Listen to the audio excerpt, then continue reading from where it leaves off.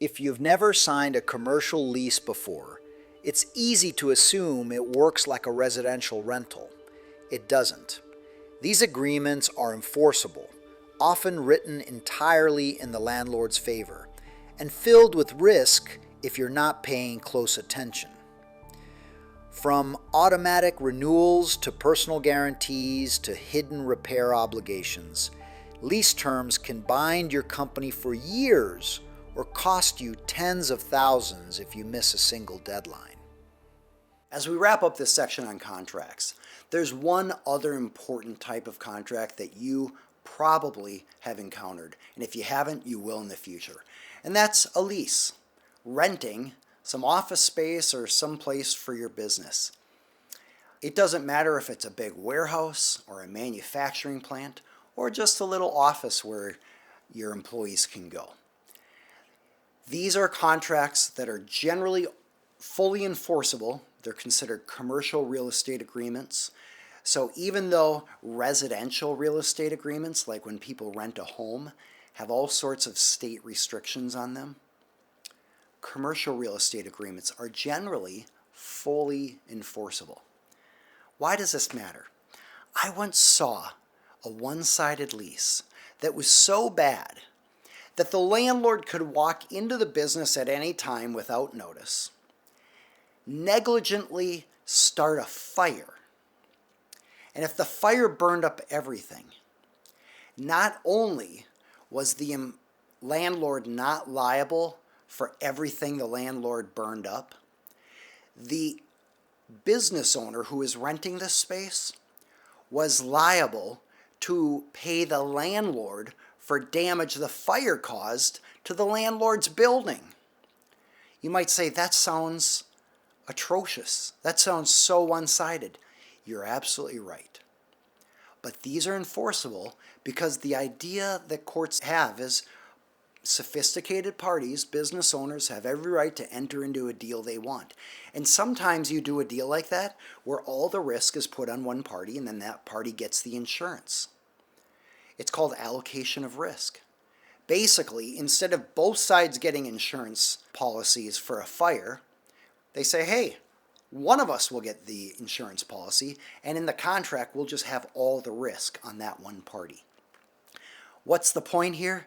These real estate agreements or leases can be very one-sided in favor of the landlord because the landlord writes them usually. So I encourage you to at least know what you're getting into there. If at all possible, avoid signing a personal guarantee so that you at least aren't personally liable for the lease. But many landlords insist on it. Other things to watch out for are automatic renewals. Many times a lease will say, this is a lease for 6 years. But it automatically renews unless you give notice that you want to leave the lease at least 6 months before the renewal, but not more than a year before the renewal. So in other words, there is a 6-month window. In the 6th year of your lease, it's the first 6 months of that year where you have to give notice that you're not going to renew the lease. That is a provision that has caught many business owners by surprise when it's too late. Because maybe 4 months before the term is about to end, they go take a look at the lease and then they realize, what? It automatically renewed? We're on the hook for 6 more years of lease payments? So what do you do about this? Well, typically you'd either negotiate the term and say, hey, let's not have automatic renewal. Maybe we have to give a notice to each other to have a conversation at that time and make a decision about that.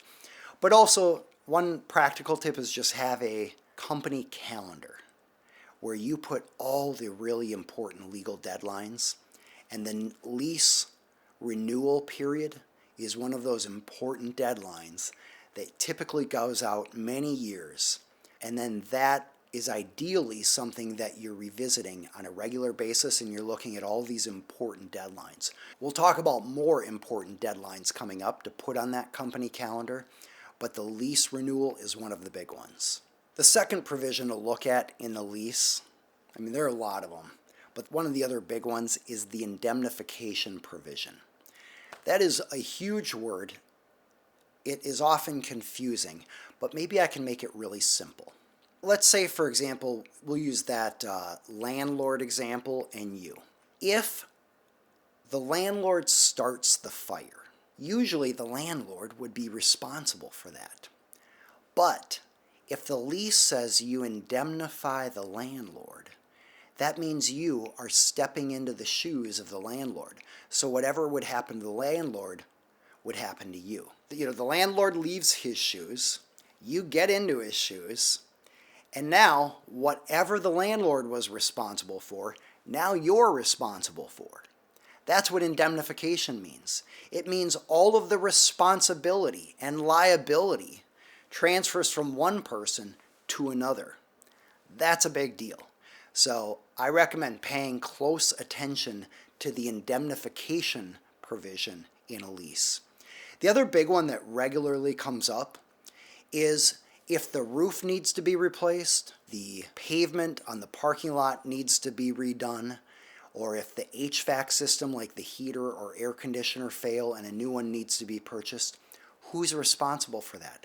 Landlords often try to have the tenant responsible for that. But think about that. If a roof is expected to last for 20 years, and the last time it was replaced was 19 years ago, and let's say you're signing a 2-year lease, should you have to replace a 20-year roof just because you happen to have a lease right at the end of the lifespan of the roof? That's not fair. So usually when negotiating that, I either tell the landlord, hey look, we're not going to pay for any of that, or we'll pay a prorated amount. Prorated just means we'll pay our portion. We'll pay our percentage. So hey, if we're here for 2 years on a 20-year roof, we'll pay 10% towards a replacement if a replacement needs to occur. Because we're there for 10% of the lifespan of the roof, we'll pay for 10% of that roof. And now, by the way, if that building is shared among a few different tenants, it's going to be further divided. Let's say there are 5 tenants. You should only pay your fifth, assuming all the other tenants are the same square footage, same size space. You should only pay a fifth of the portion that's prorated.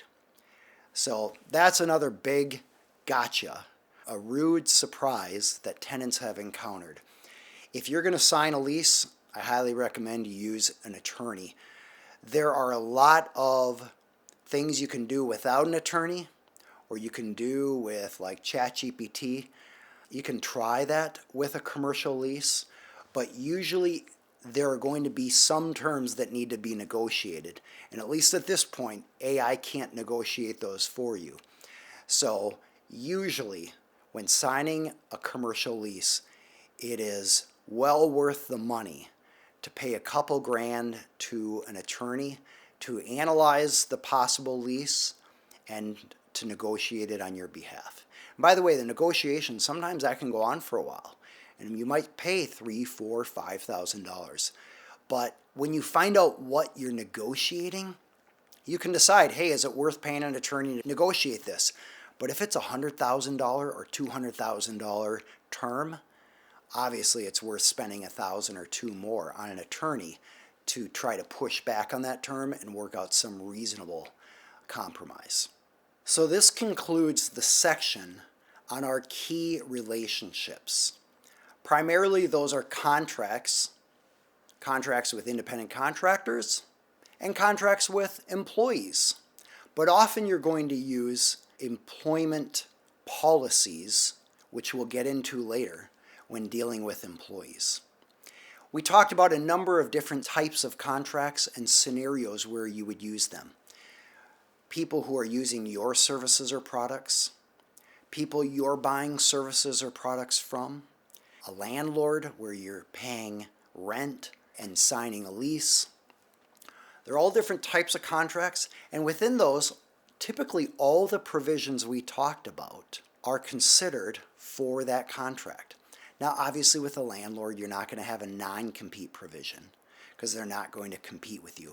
But all these other terms that we talked about, indemnification, force majeure, jurisdiction, venue, attorney's fees, all those things typically appear in each one of these contracts. And so by now you understanding what those provisions are, you can think about which ones would help in your future contracts, which of those provisions are in your current contracts, and maybe they're a problem. So next time you enter a contract for that product or service, maybe you want to negotiate some of those provisions or talk with your attorney about taking those out. So hopefully, with this knowledge that you have, you now have identified specific terms and conditions relevant to your business that you want to have or remove or change. And now is a great time to give yourself a little task list. Think about which ones of these could you do on your own? Which ones could you do perhaps with the help of AI? And which ones could you do only with the help of an attorney? Obviously, an attorney should help you with all the high stakes stuff. I don't trust AI to be perfect, but sometimes when budgets are tight and you don't have the money to spend a lot on an attorney, it's better to use AI than nothing at all. So hopefully you now are empowered essentially as the quarterback, as the commander, knowing the different parts, the different plays, the different elements that you can now orchestrate to make sure your company has better contracts, less likely to get sued for breach of contract. And if you do have to sue somebody, you will have stronger contract provisions. So either you actually can collect once you win, or you have better leverage when negotiating a settlement or a compromise with another party. Now, if you'd like to know more about how to avoid trouble like this, I have a free resource at aaronhall.com/free. I provide information for business owners of small to mid-sized companies on how to avoid common legal problems. That includes a PDF. It includes videos talking about important issues. I'm Aaron Hall. I'm an attorney for business owners and entrepreneurial companies. If you'd like, subscribe to this channel so you can get more educational content like this.